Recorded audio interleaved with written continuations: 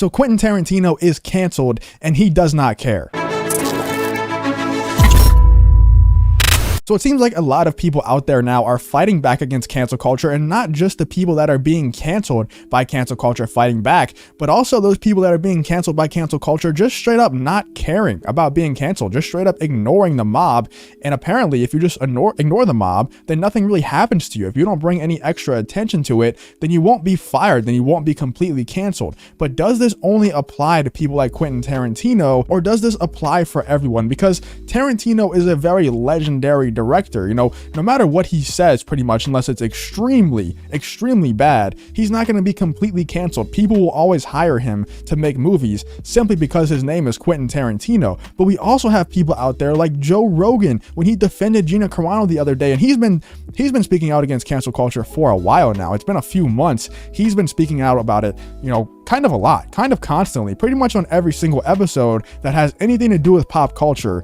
He's speaking out against cancel culture and saying how stupid it is that people are being canceled for the dumbest things. And it's usually the comedians. You know, Joe Rogan is a comedian, and he has a lot of comedian friends, and some comedian friends that have been canceled themselves. So whenever you're a comedian, you especially take offense to cancel culture because it limits what you can say as a comedian. Comedians are supposed to be out there pushing the envelope, saying uncomfortable things to get laughs. And Joe Rogan recently had Quentin Tarantino on his show, and Tarantino spoke against cancel culture. It seems like everyone is speaking out against cancel culture. Everyone, not only, like I said, not only the people that are being canceled, but also just people defending others that are being canceled. Quentin Tarantino tells Joe Rogan how he helped the film industry overcome cancel culture / political correctness in the 90s. I never let them stop me. Legendary filmmaker Quentin Tarantino sees a lot of similarities between cancel culture today and political correctness that emerged in the 80s before he started making films. According to Tarantino, who made an appearance on the Joe Rogan Experience on Tuesday, the 80s were one of the worst eras for movies because a lot of film companies self-censored themselves to have likable characters, unlike many of the anti-heroes of the 70s. And here is a direct quote from Quentin Tarantino, and I'll play you this clip right here in 1 second from the Joe Rogan podcast, where Quentin Tarantino absolutely obliterates cancel culture. And also he's being actively canceled right now after he said this stuff. He's being actively canceled right now, and he just doesn't care. He's just straight up not caring. The 80s and the 50s were one of the worst times for movies ever because it was this politically correct time. If it was the 50s, it was different because it was just society. In the 80s, self-censorship was going on. It was a rise of political correctness after the 70s, where everything was just go as far as you can. Then all of a sudden, everything got watered down. The most important thing about a character was that they were likable, and every character had to be likable. And now Quentin Tarantino straight up talks about the cancel culture stuff. He straight up talks about on Joe Rogan's podcast, where Joe Rogan, like I've said, has gone against cancel culture over and over again. But it's just so great to see people like Quentin Tarantino, who doesn't really do interviews like this that often. He doesn't really speak out that often. He kind of just keeps his head down and makes great movies. It's an acquired taste. It's an acquired taste to like Tarantino movies. They're very strange at times. Like Once Upon a Time in Hollywood, a lot of my friends who don't really like love movies that much, who don't really study film that much, they didn't really like it that much. But someone like me, I liked it. You know, I thought it was pretty good. But it's an acquired taste for sure. But anyway, let's check out what Quentin Tarantino had to say. Let me pause this music real quick and get this clip playing. Quentin Tarantino in 1991 doing Reservoir Dogs, coming off of the 80s, right, which was the decade of they won't let you do that. That's true. And I remember, like, okay, for instance, I'll give you an example. So I'm working at Video Archives, and now, by the way, that whole horrible time, and by the way, we're going through the 80s part 2 right now, except there's more of a McCarthy-esque blacklist aspect to it than was in the 80s. Yeah, so before, it was just like you didn't want your characters to be not politically correct because it was just a bad look. But now if you say something that's not politically correct, you're blacklisted. That's what Quentin Tarantino is saying right there. There's a blacklist aspect to it now. Now if someone like Gina Carano says something that a lot of people deem to be inappropriate, that if the social media mob deems it inappropriate, she can be completely fired, but also blacklisted from Hollywood. And we see that all the time. But maybe Tarantino has the secret. Maybe people like Chris Pratt have the secret for not being blacklisted. The 80s seemed people were doing it to themselves. Where here it's, no, people are doing it to you. Yeah. But I remember, okay, so in the 80s, this is only happening in America. In the other countries, they were making bold, wild cinema. The Hong Kong movies were off the fucking chart. Pedro Almodovar was like making his wild sex comedies. Amazing. Anyway, so Pedro Almodovar had a movie called Matador with Antonio Banderas that came out. Very funny movie. The movie... Also, that's kind of similar to what's happening right now. It is pretty much just America. It's not just America, because a lot of countries out there have that censorship for different reasons. Different countries have censorship for different reasons. But if you think about anime, a lot of people, I'm not a huge anime fan myself, but a lot of people out there like anime, especially people in this space, because it doesn't have those agendas being pushed. It doesn't have the censorship that we have in America.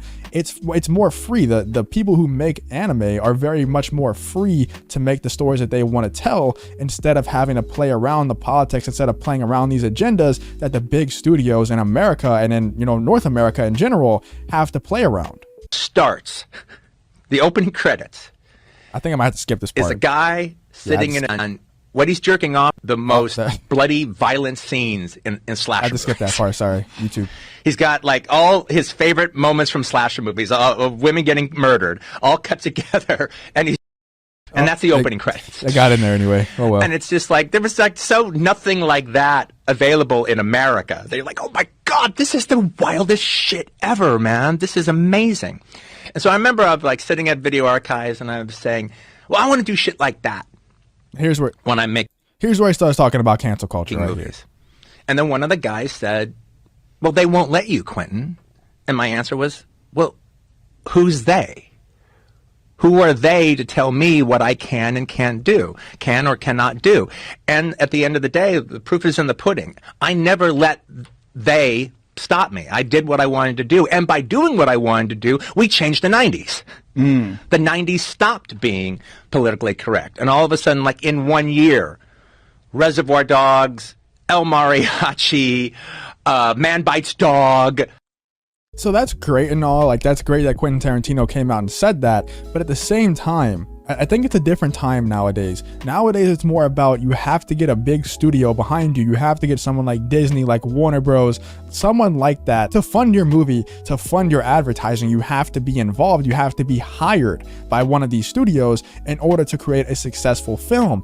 And now all of these studios have to self-censor. They have to make sure that not only everything that they're putting out in their content, but that everyone that they have involved in their making of their content have to be absolutely perfect in the eyes of social media. Quentin Tarantino back in the day was able to say, who are they? Who can tell me what to do? I'm making my own films, because a lot of independent films were all the rage back then. Nowadays, people aren't watching independent films. A lot of people are always saying, oh, where'd the indie films go? Now it's all of these big franchises like Transformers and Star Wars and Marvel. They're there. They are being made all the time. All the time they're being made. You're not watching them. You're not supporting them. That's why big studios don't invest in them. That's why they don't invest in these one-off films, these indie films, because people do not support them when they're in the theaters. Quentin Tarantino back in the day could say, who are they? Because like I said, people watched indie films back then, and now he can say, who are they? They can't tell me what to do. I'm Quentin Tarantino. Who are they? He can say that now because he's a legendary filmmaker. But can people like Gina Carano say, who are they? No, she can't, because she did. And she got fired, and that was her choice. She chose, she was given the option to either shut up or get fired, and she chose to exercise her right to freedom of speech, and I respect that 100%. But what Tarantino is saying here is he trying to give advice to people to not care what the mob says, to not care what these studios say, when in reality, unless you're a legendary filmmaker, unless you're very established already, like people like Quentin Tarantino, or maybe even Chris Pratt, I don't know if he's a legendary actor, but he's definitely very well established and very well loved as an actor. But when it comes to his political beliefs, when it comes to his, posts on social media, or the way he talks about politics, he doesn't really fall into the agenda that people like Disney, that people like Warner Bros., all of these people out there are trying to push. He just doesn't. And, that's okay, because he's a very well established actor. But for someone like Gina Carano or anyone else who's not an A-list actor or a legendary director, they can't really have that attitude. But also, like I said, Quentin Tarantino is actively being canceled right now because he said some stuff about movie theaters, and he does not care. You know, this is a very good attitude for someone like this to have, because like I said, you can't really have that if you're not a legendary director, but at the same time, it does put cancel culture in their place. It does show them that they can't just cancel anyone who they want to cancel. Quentin Tarantino should celebrate all cinema going from art houses to multiplexes. At the same time, Quentin Tarantino announced last week that he had bought and would restore the historic single-screen Vista Theater. The mouthy Hollywood director inexplicably threw shade on some of the big theater chains that were focused to close during the pandemic. I wouldn't say that Quentin Tarantino is necessarily a mouthy director. He doesn't really do interviews and stuff like that very often, but recently for some reason he's been doing quite a lot of them, and I love it. I love when Quentin Tarantino opens up and just says whatever's on his mind, because he says some crazy stuff sometimes, but usually it's very true. Usually he says some very uncomfortable truths. I never like any theater closing, but some of these big exhibitors that are going, they effing deserve to go. They've taken all the specialness out of movies anyway, some of these chains, Tarantino said in a recent episode of Dax Shepard's Armchair Expert podcast. So Quentin Tarantino is now being canceled because he said that some of these movie chains, some of these big movie theaters deserved to close down because of everything that happened in 2020. And he just doesn't care. He's not going to go out and apologize to the woke mob. He's not going to go apologize to Variety or anyone else who's writing articles about him. He just doesn't care. He's going to continue to express his true beliefs. He's going to stick by his opinions unless he's proven to be completely wrong. But just because someone says that their feelings are hurt doesn't mean that you should apologize because you're not wrong. Same thing with Gina Carano. Just because, you know, she made a mistake or because she said something that made you uncomfortable that happened to be true doesn't mean that she should apologize because you were made uncomfortable, because your feelings were hurt. And Quentin Tarantino has that same attitude that Gina Carano had. Difference is Quentin Tarantino can actually get away with it and actually continue to make films even for these bigger studios because he's Quentin Tarantino. I love the fact that Quentin Tarantino is kind of telling cancel culture to shut up, showing cancel culture that they don't run everything. But let me know what you guys think in the comments. What do you think about Quentin Tarantino being canceled because he said that stuff about movie theaters, and also just straight up destroying cancel culture and saying that there is no more cancel culture if you do not let them, if you don't give them the credibility, then they cannot cancel you. What do you think about that? Let me know in the comments. But if you did enjoy this video, please leave a like on the video and subscribe to the channel. If you want to follow me on Twitter or join the Discord, both those links will be in the description as well. Thank you for watching the video. Hope to see you in the next one.